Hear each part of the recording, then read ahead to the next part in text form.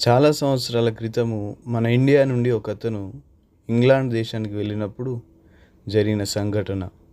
ఆ రోజుల్లో mobile phones మనకు క్రొత్త కానీ అప్పటికే ఇంగ్లాండ్లో చాలామంది ఉపయోగిస్తున్నారు. ఆయనకు తెలిసినటువంటి కొంతమంది గొప్ప పాస్టర్స్ దగ్గర ఒక పెద్ద ఫోన్ కనిపించింది. అది అచ్చం కంప్యూటర్ లాగానే ఉంది.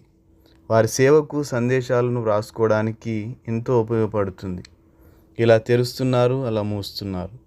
ఆ ఫోన్ చూసి బహుగా ఆశ్చర్యపోయాడట. అది ముట్టుకోవాలంటేనే భయం వేసింది.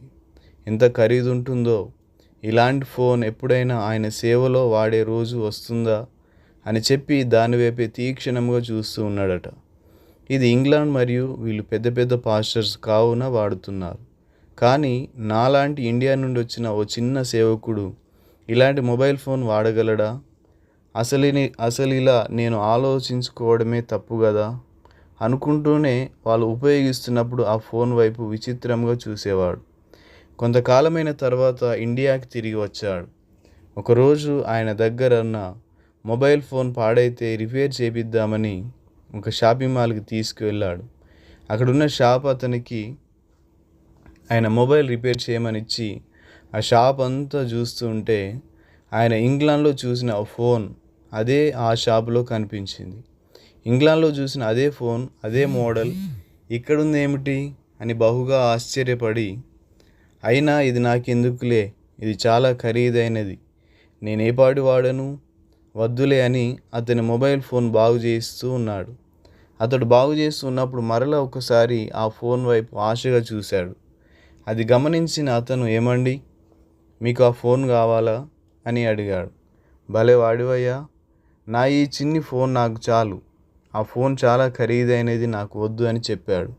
లేదండి, ఆ ఫోన్ ఎవరికో లాటరీలో తగిలింది, అతను దానిని ఎలా ఉపయోగించాలో తెలియక నా షాపులో పెట్టి ఎంతో కొంతకి అమ్మమని చెప్పాడు. కాబట్టి మీకు ఇష్టమైతే ఎంతో కొంత ఇచ్చి తీసుకుపోండి అని అన్నాడు.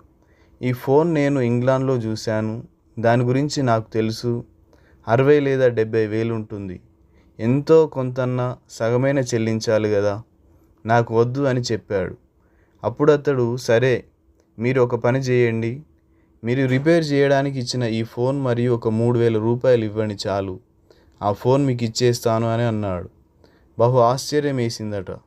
ఇంగ్లాండ్లో ఆయన చూసిన ఫోన్ 3000 రూపాయలకు దేవుడు ఆయన చేతిలో పెట్టి, నీవు ఆశపడ్డావు, నీ ఆశను తీర్చుటకు నేను చాలిన వాడను, ఇంగ్లాండ్లో ఉన్న సేవకులకు నేనే దేవుణ్ణి, నీకు నేనే దేవుణ్ణి, నమ్మకముగా జీవించు, నీకు ఏ లోటు లేకుండా నేను చూసుకుంటానని చెప్పాడు.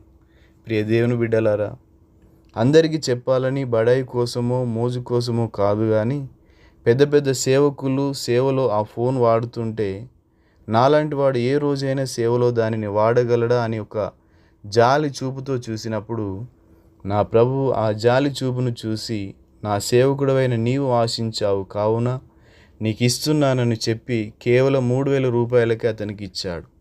ఆయన చేత 60 లేదా 70 వేల రూపాయలు ఖర్చు పెట్టనివ్వలేదు. ఎవరికో లాటరీ ఇప్పించి దానిని తీసుకొచ్చి ఈ సేవకుని చేతిలో పెట్టాడు.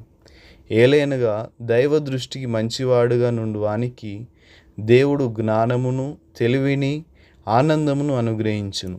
అయితే దైవ దృష్టికి ఇష్టడగు వానికి ఇచ్చుటకై ప్రయాసపడి పోగు చేయు పనిని ఆయన పాపాత్మునికి నిర్ణయించును. ప్రసంగి 2:26.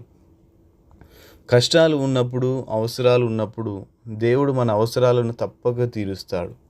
మన దేవుడు అద్భుతమైన వాడు, ఆశ్చర్యకరుడు. మనకేదైనా అవసరం ఉన్నట్లయితే ఆ అవసరం తీర్చడానికి మన దేవుడు చాలినవాడు. ఆయన ఖచ్చితంగా మన యొక్క ప్రతి అవసరాన్ని తీరుస్తాడు. మీరు మీ తండ్రిని అడగక మునుపే మీకు అక్కరగా నున్నవేవో ఆయనకు తెలియను.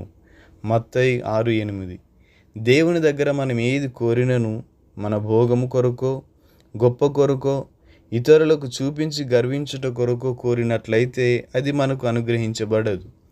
మీరడిగినను మీ భోగముల నిమిత్తము వినియోగించుటకై దురుద్దేశముతో అడుగుదురు గనుక మీకేమీ దొరుకుటలేదు. యాకోబు పత్రిక 4:3. మన స్థాయికి మించి, స్థితికి మించి ఖరీదైన కారులు, ఖరీదైన వస్తువులు, గృహాలు కావాలని కోరడం మంచిది కాదు. ఖరీదైన కారుల్లో తిరగాలి అని ఆయన ఎప్పుడూ ఆశించలేదు. ఖరీదైన ఇండ్లలో ఉండాలని కోరుకోలేదు. దేవుడు మన కోరికలు తీర్చకపోవచ్చు, కానీ మన ప్రతి అవసరమును తీర్చును. ఫిలిప్పీ 4:19. Thank you. God bless you.